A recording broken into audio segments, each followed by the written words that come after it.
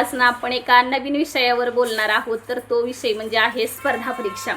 स्पर्धा परीक्षा हा विषय ना अगदी घराघरात सगळ्यांच्या पोचलेला आहे. अगदी मुलगा असू दे किंवा मुलगी असू दे, त्यांना सुरुवातीपासून सांगितलं जातं की तुला स्पर्धा परीक्षेत टिकायचं आहे, तुला गव्हर्नमेंटचे एक्झाम्स द्यायचे आहे, तुला चांगली सर्व्हिस करायची आहे, तुला प्रायव्हेटमध्ये काय नाही आहे, मग तुला गव्हर्नमेंटमधलेच नोकरी मिळवायची असेल तर तुला सुरुवातीपासून अभ्यास करणं गरजेचं आहे आणि इतकी कॉम्पिटिशन बाहेर चाललेले, तू त्याच्यामध्ये टिकला पाहिजेस, असं अगदी सुरुवातीपासून त्या मुलांच्या मनावर बिंबवलं जातं. आणि अक्षरशः कसं आहे की जुना काळ आणि आत्ताचा काळ यामध्ये बरीचशीच तफावत आहे. आपण अपडेट असायला पाहिजे, त्याच्यात काही डाऊटच नाही.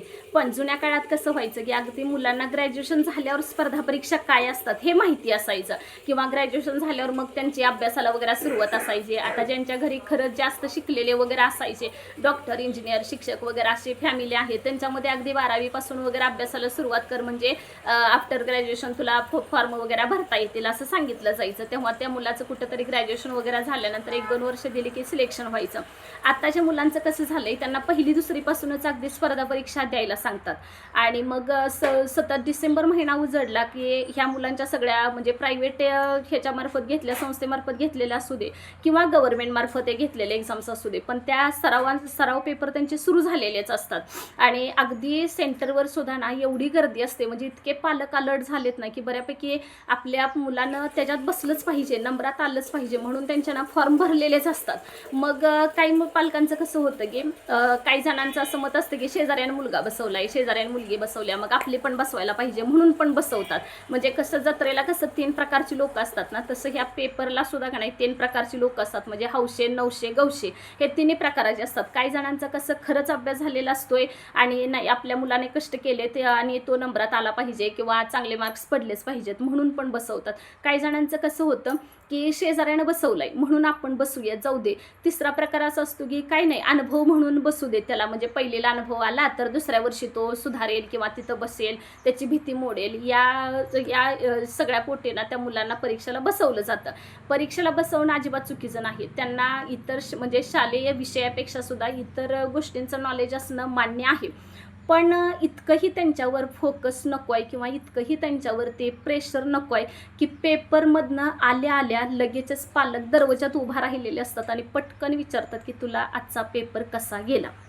तुमची काळजी करणं साहजिक आहे, नाही म्हणत नाही, पण जरा त्याच्या मानसिकतेचा विचार करा. अगोदरच तो 1.5 तास पेपरला आतमध्ये बसून आलेला आहे.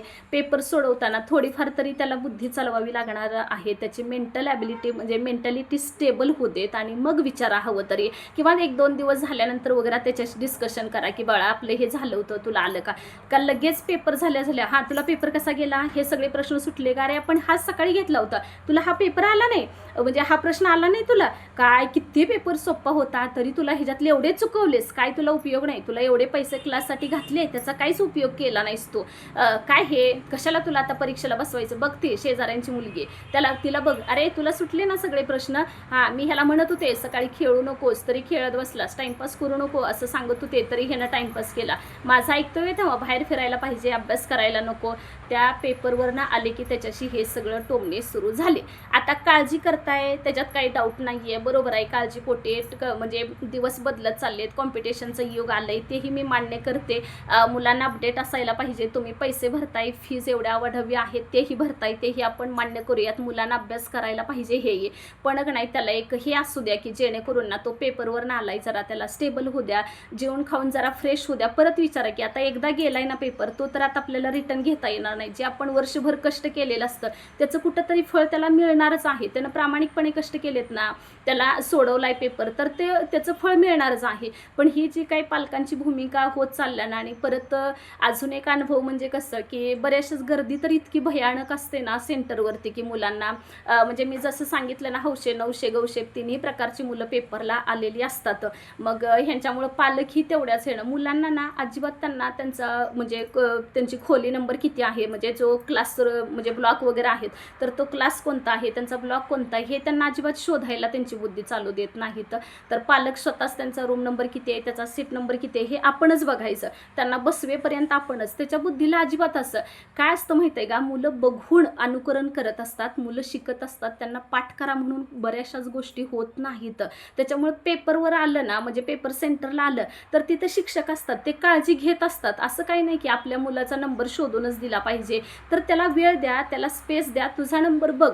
आपण इथं आलोय ना, तर हे तुला आता काय करायचं आहे की इथला नंबर बघायचा आहे. त्या नंबर बघितला की तुला क्लासरूम कुठली आहे ना ती शोधायची आणि तू वर शोधत जा. जर तुला काही प्रॉब्लेम वाटला ना तर शिक्षकांना विचार, किंवा तुझा नंबर वगैरे नाही सापडला. आणि शेवटी आपण मुलाला शिकवलेलं असतं, म्हणजे 1 2 3 वगैरे हे म्हणा किंवा 100 वगैरे हे सगळे जमत असतात. त्याच्या पुढचेही नंबर आता ज्या अर्थी तो पेपरला बसलाय त्या अर्थी त्याचा नंबर तिथं लिहिलेला त्याला 100% ओळखणारच, आणि क्लासरूमचे पण नंबर्स त्याला ओळखू शकणार. इतकं तो कॅपेबल असू शकतोय, नाही असं नाही. पण असं नाही की पालकांचं कसं असतं की त्याचा नंबर त्या बोर्डवर बघण्यापासून स्वतःच बघायचा, रूम नंबर स्वतः शोधायचे, त्या मुलाला पेपरच्या अगदी बेंचवर स्वतःच बसवायचं. म्हणजे त्याला अगदी 1 2 3 4 सुद्धा कुठं बघू द्यायचं नाही, 30 31 32 अजिबात बघू द्यायचं नाही. डायरेक्ट त्याला त्याच्या बेंचवर बसू द्यायचं. त्याला वेळ द्या, त्याला स्पेस द्या, त्याला शोधू दे त्याचा नंबर, स्वतःचे स्वतः धाडस निर्माण करू द्या. ह्यानं काय होईल माहिती आहे का, बऱ्याचशाच गोष्टी ना त्यांना आकलनानं कळत जातील.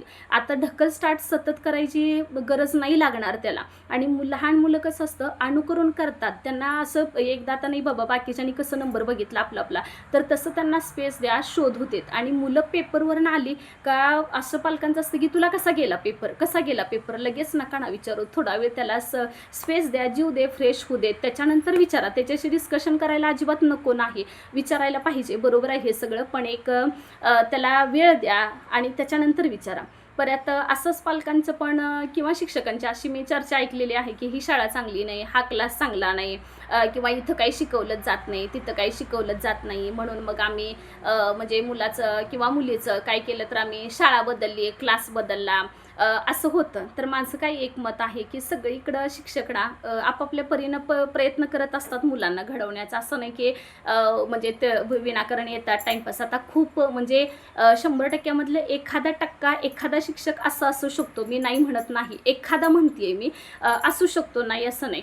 पण असं नाही ना की सरास शाळा सरास क्लास असे म्हणजे हेच असतात किंवा करत नाही आहेत, घेत नाही आहेत, मग मुलगा आमचा नंबरात येत नाही, असं नको आहे व्हायला. त्याच्यापेक्षा का नाही काय करा, मुलांची शाळा बदलण्यापेक्षा, क्लास बदलण्यापेक्षा का नाही त्यांच्या अभ्यासाच्या पद्धती बदला, म्हणजे मुलं सुधारतील. आणि आपण सुद्धा ना सतत प्रेशर नको आहे त्यांच्यावरती द्यायला. बऱ्याचशाच गोष्टी आता जे स्पर्धा परीक्षा वगैरे क्लास असतात ना त्यांचं कसं होतं की कंटिन्यू तेच मुलांना, म्हणजे सकाळ उठल्यापासून संध्याकाळपर्यंत मूळ संख्या कुणाला, विषम संख्या कुणाला, हात ह्याला काय म्हणायचं, कलिंगड्याला पेरू म्हटले, पेरूला आंबा म्हटले, तर मग हे फळांचा राजा कोण, तर असं जे प्रश्न विचारले जातात किंवा संख्याशी संबंधित वगैरे.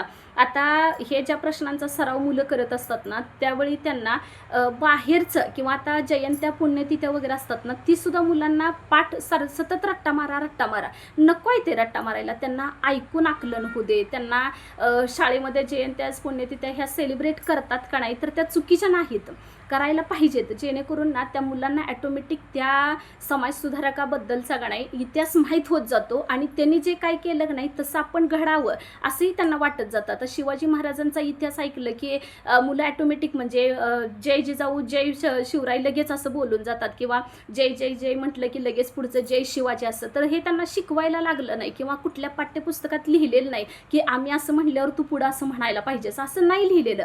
पण हे मुलं कसं समाजात जाऊन किंवा शाळेमध्ये अशा घोषणा वगैरे दिल्या जातात तर त्याच्यातून ते शिकत असतात, त्यांचं अनुकरण करत असतात. त्याच्यामुळे फक्त त्यांना ह्या पाठांतरावर वगैरे भर नको आहे द्यायला.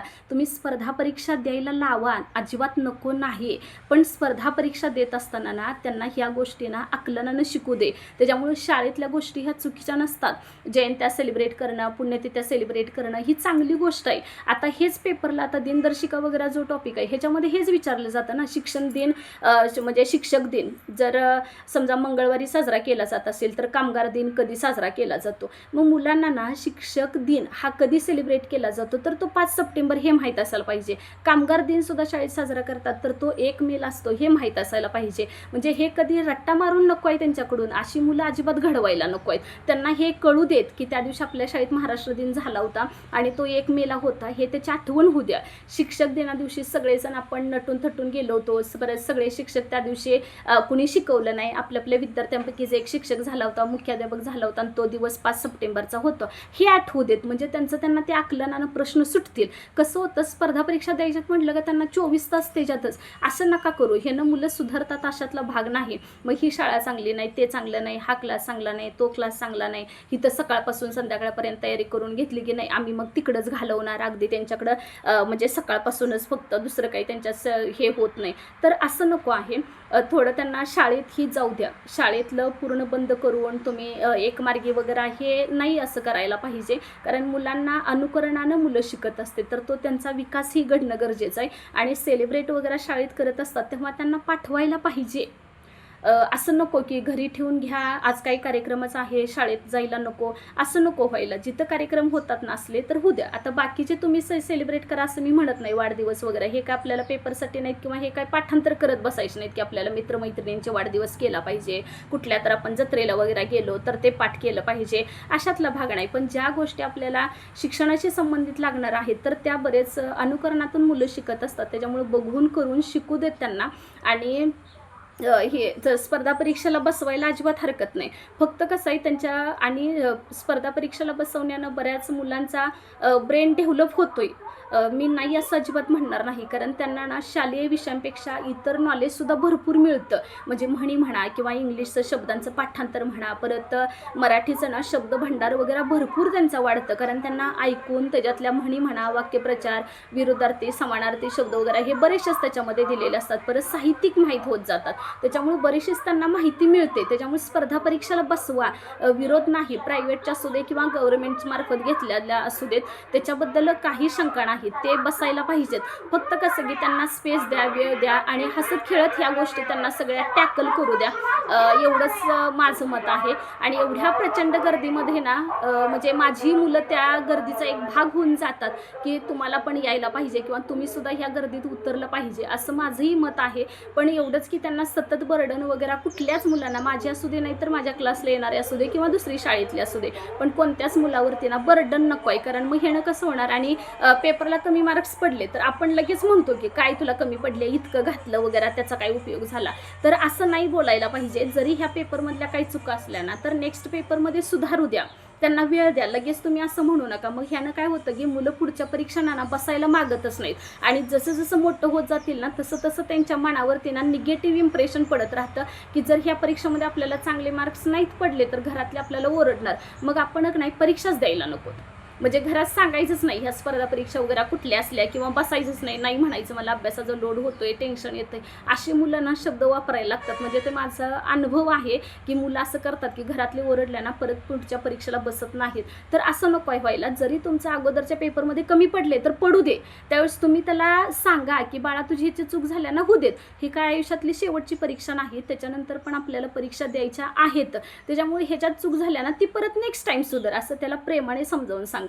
आणि ह्याच्यासाठी तयार करणं ना फक्त एकमेव पालक असतात आणि 2 नंबर म्हणजे शिक्षक असतात. कारण बरेच ना पालक सुद्धा शिक्षकांचं ऐकायला नाहीत मागत. म्हणजे त्यांचं मत असतं की आम्ही एवढं घालतोय वगैरे तर मुलगा करत नाही वगैरे, असं होतं त्यांचं. करत नाही असं होत नाही. आणि 1-2 मार्क्स कमी पडले किंवा समजा ते एखादा त्याला येत असतं पण अनावधानानं त्याचं वर खाली म्हणजे अगोदर वरच्याला गोल करायचा होता तर तो 2 नंबरचा चुकून 3 नंबरच्याला गोल केला, असं अनावधानानं त्याचं होतं. पण मग आपण लगेच त्याला डिक्लेअर नाही करू शकत की तुला काही येतच नाही. तर असं हे म्हणणं चुकीचं आहे. तर असं म्हणायला नको आहे. स्पर्धा परीक्षा देऊ द्या त्याला. दरवर्षी काही 1-2 किंवा 2-3 अशामध्ये असू दे. फक्त प्रत्येक परीक्षेमध्ये बाळा तुझी ही चूक झाली होती तर आता परत ही करायला नको. किंवा तुझं मराठीचं वाचन कमी पडतंय का, गणितामध्ये तुझं काही पाडे वगैरे वर्गपाठ करायचे राहिलेत का, त्याच्यामुळे हा चुकला का, ह्याच्यावर आपण विचार करूयात. ना की त्याला तुला परत कुठल्याच परीक्षेला मी बसवणार नाही, तुला बसवून काही उपयोगच नाही, तुला काही मार्क्सच पडले नाहीत, तर असं बोलायला नको आहे.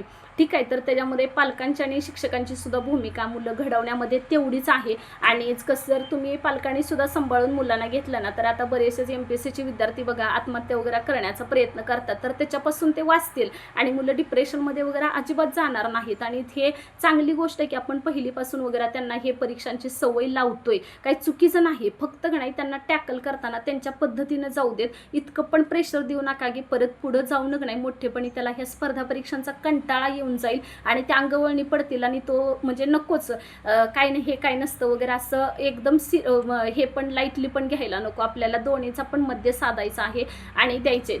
आणि मुलांना वेळ द्या. पहिलं कसं म्हणजे जुना जो काळ होता त्याच्यामध्ये कसं व्हायचं की पालकांना बऱ्याच तर माहीत पण नसायचं की हा पेपरला कोणत्या पेपरसाठी गेलेला आहे किंवा त्यांचा हॉल तिकीटवरचा नंबर काय आहे. त्या विद्यार्थ्यांना शोधायचा तो हॉल तिकीटचा नंबर, त्याची रूम शोधायची आणि जर काय वाटलं तर ना तो मुलगा किंवा मुलगीना शिक्षकांना सांगायचं आणि शिक्षकसुद्धा त्यांना ना सहकार्य करायचे. आता जे सुद्धा शिक्षक सहकार्य करतात पण त्यांना ते तेवढी वेळ आणि त्या मुलांना फुरसतच नाही. सगळं पालकच हे सगळे प्रॉब्लेम्स त्यांचे हँडल करत असतात. तर असं नको आहे. तो एक आनंद ना वेगळाच असतो मुलांना की माझं मी जाऊन नंबर बघितला, माझं मी रूम शोधली, त्याला कुठले काय प्रॉब्लेम्स आले, इथं मला बेंचेस सापडत नव्हता किंवा ह्यानं मला मदत केली किंवा मी ह्या शिक्षकांच्याकडे गेलो, माझं म्हणजे बघण्यात वगैरे चूक झाली होती त्याच्यामुळे मला नंबर सापडत नव्हता किंवा मी घाबरलो. हा जो काही वेगळाच आनंद असतो ना, तर तो हल्लीच्या मुलांना घेऊ देत. आपण सगळं त्यांच्यापर्यंत नाही पोचवायचं, त्यांचं त्यांना शोधू देत. जर काही प्रॉब्लेम आला तर शिक्षक असतात आणि शिक्षक त्याच्यासाठीच आहेत ना की मुलांचे प्रॉब्लेम वगैरे काय आले तर सॉर्ट आउट करण्यासाठी. किंवा एखाद्याचा नंबर सापडत नाही, चुकून दुसरा नंबर बघितलाय किंवा बऱ्याच वेळा असं होतं की 6 नंबर ब्लॉकमध्ये जायचं सोडून मुलं 7 नंबरमध्ये आपला नंबर शोधत असतात आणि मग सर विचारतात काय झालं रे, काय शोधतोय, तर मग तो म्हणतो माझा नंबरच सापडत नाही. तर मग ते शिक्षक म्हणतात की अरे बघू तुझा नंबर कुठं आहे. मग ती एक वेगळीच त्याच्यामध्ये मजा असते ना, तर ते मुलांना घेऊ द्या. तिथलं त्यांना एक त्यांचा कॉन्फिडन्स तिथल्या एरियामध्ये बिल्डअप होऊ द्या. आणि एवढा माहोल बघून म्हणजे कसं झालंय हल्ली मुलांच्यापेक्षा पालकांचीच गर्दी इतकी सेंटरवर असते ना की मुलांना शोधता म्हणजे आपले मित्रमैत्रिणी वगैरे हे ते विसरूनच गेले असतात. म्हणजे त्यांना विचारायला वेळच नाही की तुला पेपर कसा गेला किंवा त्याच्यातले तुझे कुठले चुकले. आपण दोघांनी सकाळी मिळून हे डिस्कशन केलं होतं आणि तोच हा बघ प्रश्न आला होता. हे डिस्कशनासाठी त्या मुलांना वेळच नाही, कारण पालकच एवढा हस्तक्षेप करतात ना की तुला पेपर वगैरे कसा गेला. तर ते असं व्हायला नको आहे. त्यांचं डिस्कशन होऊ दे, त्यांचा कॉन्फिडन्स बिल्डअप होऊ दे, जेणेकरून ना त्यांना जेव्हा स्पर्धा परीक्षा खऱ्या गव्हर्नमेंटच्या द्यायला लागतात ना MPSC सारख्या, त्यावेळी त्यांचा इंटरव्ह्यूला किंवा त्यांच्याकडे तेवढं शब्द भंडार निर्माण होऊ दे की अशी परिस्थिती झाली तर काय करायचं. किंवा बऱ्याच वेळा नाही त्यांना एखादे विषय दिलेले असतात आणि ते तुम्हाला निबंध वाईज लिहायचं असतं, तर मग मुलांच्या बुद्धीमध्ये नाही हे सुचतच नाही की आपण लिहायचं काय. पण आता एखाद्या ह्याच्यातला जर निबंध वगैरे आला नाही शाळेच्या संदर्भात किंवा स्पर्धा परीक्षा वगैरे असा जर निबंध आला तर मुलांना कळू देत की ती गर्दी अशी होते किंवा गर्दीमध्ये पालकांचं कोणाला सापडत नव्हतं किंवा एक ह्या गेटनं आला तर दुसरा तो ते गेटनं जातोय मग सापडत नव्हतं वगैरे, किंवा माझा नंबरचा काय प्रॉब्लेम झाला होता, माझं हॉल तिकीट हरवलं होतं, मग मी ह्यांच्याशी कॉन्टॅक्ट केला, त्याच्यातून मला प्रॉब्लेम म्हणजे माझा तो क्लिअर झाला आणि मी फायनली परीक्षा देऊ शकलो. हे जे काय त्याचे अनुभव आहेत ना ह्याच्यातून तो लिहिणार आहे निबंधाला. निबंध वगैरे ह्या पाठांतराच्या गोष्टी नाहीत. मग निबंध असू दे, वक्तृत्व स्पर्धा असू दे, मुलांना असं होतं की यूट्यूबवर जावा, तिथली माहिती सर्च करा आणि मग सांगा. तर आणि ते आहे असं लिहून घ्या आणि मग पाठ करा. मग मुलांना पाठ करायलाही जड जातं आणि मग पालकांचा टास असतो की नाही तुला हे नाही जमत, तुला ते नाही जमत असं. आणि सगळ्याच मुलांना सगळ्याच गोष्टी किंवा सर्व गुण संपन्न असतील असं नाही होऊ शकत. समजा आता एखाद्याला म्हणजे अभ्यासात हुशार आहे तर तो खेळात असेल असं नाही होणार, किंवा तो गाण्यात असेल किंवा तो डान्स चांगल्या पद्धतीनं करेल असं नाही होऊ शकणार. प्रत्येकात नाही देवाने काहीतरी त्यांच्यामध्ये टॅलेंट दडवलेलं असतं आणि तो त्याच्यावरती फोकस करून गेला ना तर खूप चांगली गोष्ट होते. म्हणजे कधीही आंब्याच्या झाडाला चिंचाची अपेक्षा आपण नाही करू शकणार आणि ते तेवढं जेवढं आंब्यासारखा चांगला गोड आणि चिंच असू शकणार नाही. आलेत लक्षात. त्याच्यामुळे पेरूच्या झाडाला चिंचा कशा लागतील हा पण विचार करायला पाहिजे. त्याच्यामुळे प्रत्येकामध्ये नाही एक टॅलेंट दडलेलं असतं ते त्याला बाहेर काढू द्या. म्हणजे आपण असं नाही म्हणू शकत की म्हणजे आता समजा आता लता मंगेशकर छान गाणी गातात म्हणजे हे सलमान खान हिरो आहे त्यांना जमेल असं नाही होणार ना खरं. आता ऋतिक रोशनला डान्स चांगला जमतो म्हणजेच ह्याचा अर्थ काही दुसरा एखादा सिंगर आहे किंवा जो एखादा शिक्षक आहे त्यांना तो डान्स चांगला जमेलच असं नाही होणार. त्याच्यामुळे प्रत्येकामध्ये नाही हे सगळे टॅलेंट तुम्ही बघायला नको आहेत पालकांना. शिक्षकांनी प्रत्येकाचं काही ना काहीतरी एक विशेष त्याच्यामध्ये ॲबिलिटी दडलेली असते, त्याच्यावरती फोकस करूया, त्यांच्यातील ते पोटेन्शियल बाहेर काढूयात. मला याच्यामधून एवढंच सांगायचं आहे. त्यामुळे मुलांना धाडसी बनवूया, त्यांना कॉन्फिडंटली त्यांना कोणतेही प्रॉब्लेम्स आले ना तर त्यांना टॅकल करू देत, काही प्रॉब्लेम नाही आहे. आणि चौडला आपण त्याला सपोर्टसाठी आहोत, नाही अशातला भाग नाही, पण त्यांना तिथंपर्यंत जाऊ दे, ते प्रॉब्लेम्स त्यांना फेस करू दे. कशा प्रकारचा प्रॉब्लेम आला तर आपण ह्याच्यातनं बाहेर पडू शकतो हे त्यांना कळू देत. आणि सतत नाही कोणत्या पण शिक्षकांबद्दल आपण चुकीचं नको आहे घरामध्ये बोलायला, ही शिक्षिका चांगली नाही, तो शिक्षक चांगला नाही, ते काय करतात येऊन बसतेतच वगैरे.